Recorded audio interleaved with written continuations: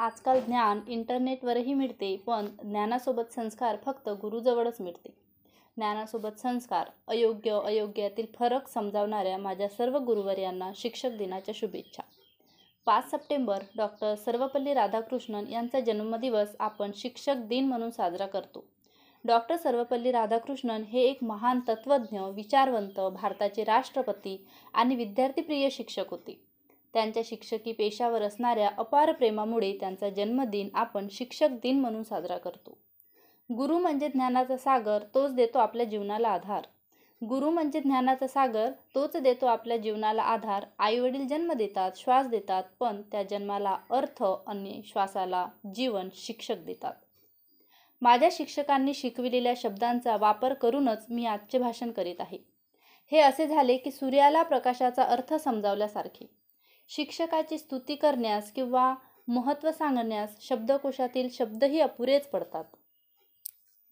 कळतच नाही सर मला काय लिहावं तुमच्यावरती. कळतच नाही सर मला काय लिहावं तुमच्यावरती. कार्यही तुमचे तेवढेच, नि तेवढीच आहे कीर्ती, नि तेवढीच आहे कीर्ती. तुम्ही नाही केलीत LLB कायद्याच्या जगातील कधी. तुम्ही नाही केलीत LLB कायद्याच्या जगातील कधी. पण जीवनाच्या कायद्याची पद्धत सर तुमची मात्र होती साधी, तुमची मात्र होती साधी. तुम्ही आयुष्यभर प्रयत्न केले आदर्श विद्यार्थी घडावे म्हणून. तुम्ही आयुष्यभर प्रयत्न केले आदर्श विद्यार्थी घडावे म्हणून. थोडा मीही प्रयत्न केला सर, त्यात माझंही नाव यावं म्हणून, त्यात माझंही नाव यावं म्हणून. तुम्ही बोललेले शब्दनिशब्द कट्यारीसारखे वार करत होते. सर तुम्ही बोललेले शब्दनिशब्द कट्यारीसारखे वार करत होते, पण जीवनाच्या रणांगणात लढण्याचे सामर्थ्यही देत होते, लढण्याचे सामर्थ्यही देत होते. तुमच्यातल्या प्रत्येक गोष्टी मी माझे आदर्श मानतो. सर तुमच्यातल्या प्रत्येक गोष्टी मी माझे आदर्श मानतो. हरलेच आयुष्याच्या वाटेवर तर आठवून लढायला बसतो. सर तुमच्याविषयी खूप लिहायचं होतं माझ्या आयुष्याच्या डायरीत.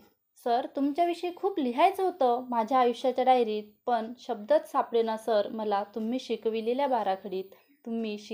बाराखडीत.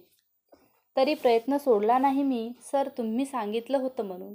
सर तुम्ही सांगितलं होतं म्हणून तरीही प्रयत्न सोडला नाही मी, तुम्ही सांगितलं होतं म्हणून.